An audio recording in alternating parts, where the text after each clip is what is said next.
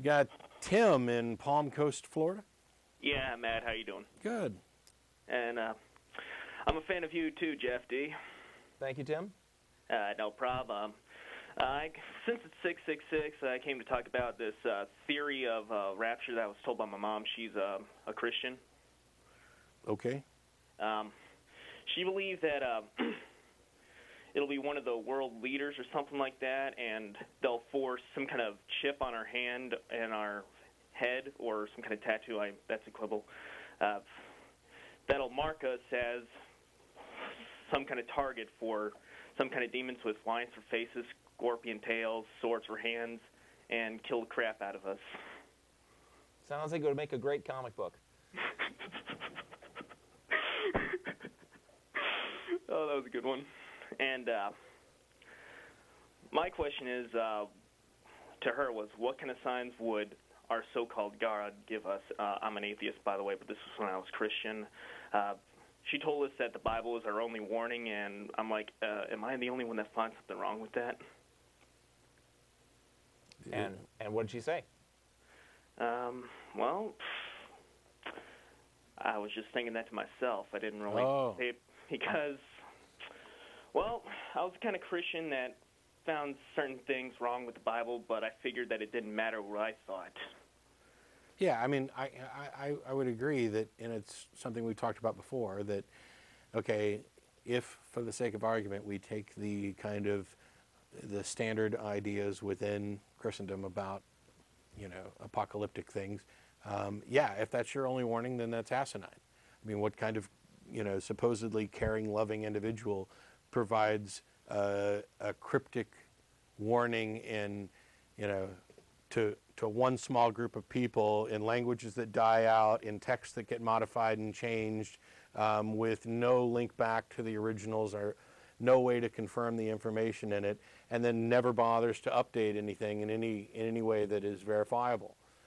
You know, you would ask perhaps, you know, where's the Bible 2.0? But that doesn't matter to me, because it would just be another text making claims, and you would actually need evidence to support those claims. What difference does it make to me if somebody is threatening to boil my brain with their psychic powers if I have no reason to think that they have these abilities in the first place?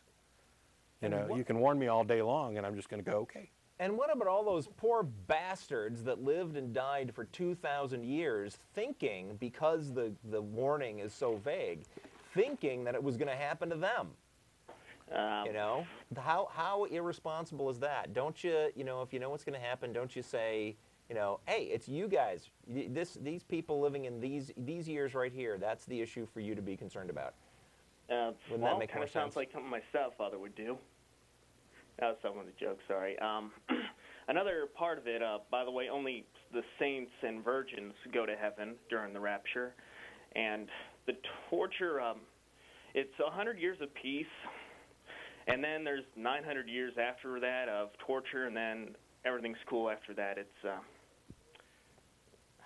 believe me, I was kind of scared at first when, this is when I was Christian once again. This kind of thing scared me, and I'm like, what kind of God would do that? You guys, yeah, you're right. Yeah. Well, yeah, I don't understand the obsession with saints and virgins, but, you know. A lot of religions seem to have those obsessions. Yeah. Go figure. Apparently. All right, well, Tim, thanks a lot for calling. No problem. Appreciate it. And while we're queuing up the happy Satan's birthday or whatever this is. And while we're... Whatever it's like. Oh, I'm sorry. It says 666 episodes of this show is what we're celebrating for no apparent reason. So the lines are actually full, but they're still queuing up the list of callers. Oh, there we go. We got Benjamin in Paris is no longer on the line. Well, sorry, but the question was, do you agree with Richard Dawkins' position of not identifying children with religions? Yes. Yep. Because duh. Oh, he's on line one? Benjamin? Yeah, I'm here. Ah, Hello, can you hear me? Yeah, I pushed the wrong button. Here. Hey, Benjamin. Yeah, now you can hear me. Damn, I'm so glad to have you online. Where is Tracy? I cannot miss her. She's right there. She's off camera. All right. Hello, Tracy. I love you. Well, we do anyway, too. Yeah, I'm a big fan of Richard Dawkins, and I just wanted to call you because I'm really upset when I hear people talking about Judeo-Christian as a culture. This is not a culture. I mean, I'm calling from Paris, yeah, and every time people are talking about religion in my country, I don't know in yours, but they are talking about the protection of our culture. You're not even allowed to talk about religion because it's our culture, but it is not. You Americans have an Anglo-Saxon culture with a great influence from Judeo-Christianity, and in France we are Greco-Latin. I don't know if it's the right word, but people are doing this mistake. Never take a culture as a religion and vice versa. What's your opinion on it? I mean, every day I can hear it. I think you're being a little too strict with the word cultural. Oh, really? I mean, what do you mean? I don't necessarily disagree with you, but I think what people mean when they're saying is some kind of colloquial usage where it's this is our group, this is who we are and what we believe, and it kind of forms maybe a quasi-culture. I don't know. A significant part of the totality that we would refer to as the culture. I think you got to give them that. And I admit that here in my culture, it's got a long history of a very strong influence from Christianity. I mean, that's just true.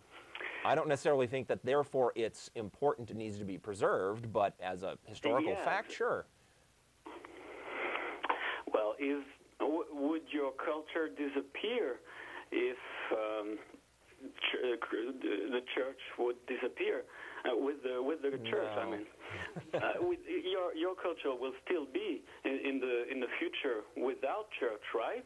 That's what I'm trying to prove, that our culture no longer need any superstition. Well, and I think that's I think that's the relevant point. I mean, again, I am familiar with the history of the United States and not of France, but over time, religion has had periods of greater influence and periods of lesser influence, and I don't hear anybody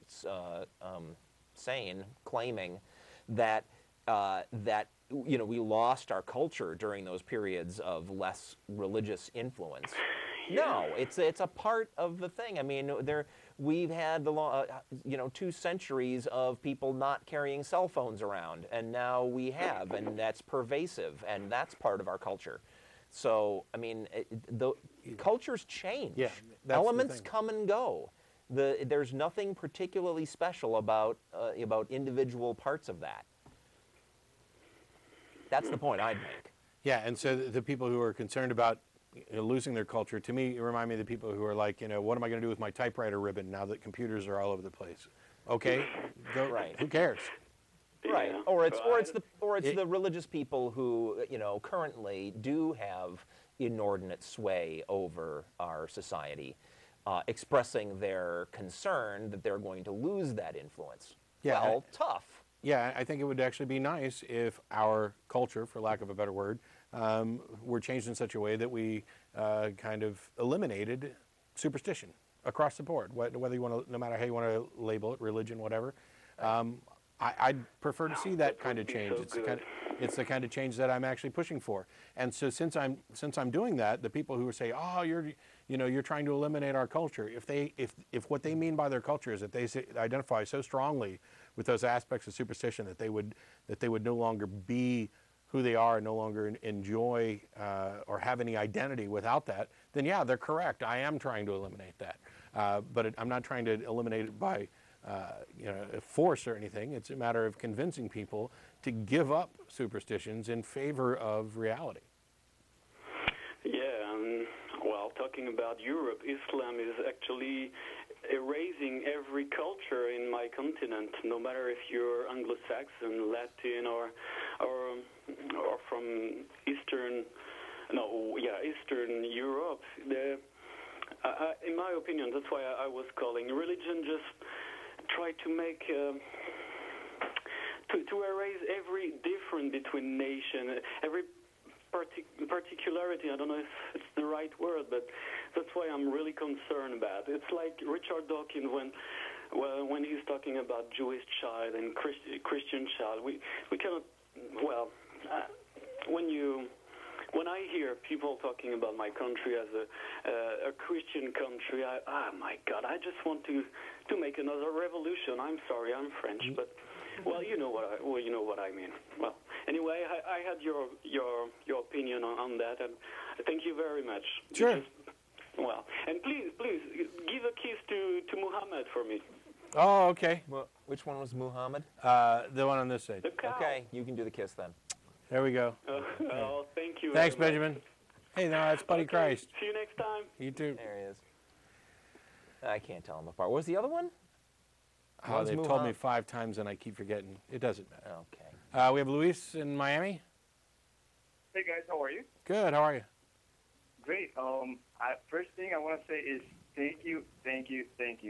You're welcome. You're The welcome. You're show welcome. has really changed my life. Basically, I used to be like a regular Christian. I used to pray before every meal.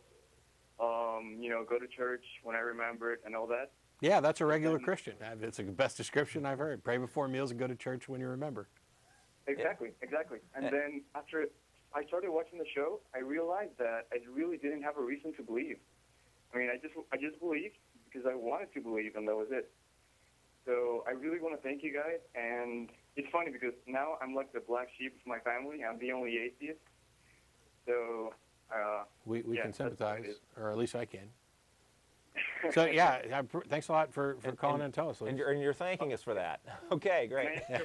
Thank you for making me an outcast that nobody hope, likes. We hope that's not too awkward for you. No, don't worry about it. Then can I Okay. ask you a question? Quick Sure. question? Yes. Basically, I know you guys advocate the view that atheism is a disbelief, not a belief. Is there any website where I can find more information about that? Well, you can go to ironchariots.org, the wiki that Russell and I set up, and there's a whole article there talking about atheism and agnosticism and atheism versus agnosticism and hard atheism and soft atheism and all that. There's the Right, because as far as I know, theism comes from the word theos, which in Greek means God, right? Mm-hmm. So it seems reasonable to me that atheism without God, it's just the absence, not the the positive declaration that he doesn't exist. There's a big problem when you start talking about the word.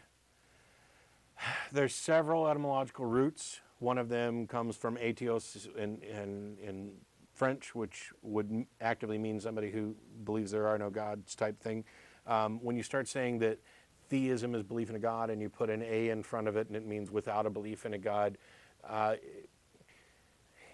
you're on shakier ground. It's easier just to say that, look, when I say atheist, this is what I'm talking about, and there's a significant contingent of the population that has that exact same usage. That we're not necessarily asserting with the positive belief with any confidence that there are in fact no gods. We're saying Right. we do not believe there are gods. And it doesn't matter whether you can find a website that happens to quote that or a dictionary that happens to include it, because now you're making appeals to authority, and the only authority you need to appeal to is yourself, because you're having a discussion. And if they disagree with you on whether or not you should be using the word atheist, that's their prerogative, but you're the one that's labeling yourself that. It's like I don't get to define what a Christian is, no matter how much I'd want to. Each individual Christian gets to define what that means to them, and as long as we can at least come to some understanding, we can then have a conversation about it, even if we may not agree on the term. So I wouldn't spend too much time trying to look into, well, this particular usage came into popularity here, and this word means this, and this prefix means that. By and large, secular, rational, skeptical atheists pretty much mean the same thing across the board. Okay, got it. Again, thank you so much, and keep rocking on. Thank Sure. you. Thank you, Louis. Thanks, And Louis. Good luck to you. Louis? Well, it's Miami, and it's given how Probably they spelled Louis. it, I was going Luis, but you know. We got David in Austin. Hey guys, how's it going? Good, how you doing? Oh, doing pretty good today. Been a good day. Been a good things going on. Watching your show, enjoying it. Except for, man, you let some guys with weird stuff just go on and on sometimes. Oh. But that's okay. We'll see if we let you go on and on. Okay, well, hey, that's a good point.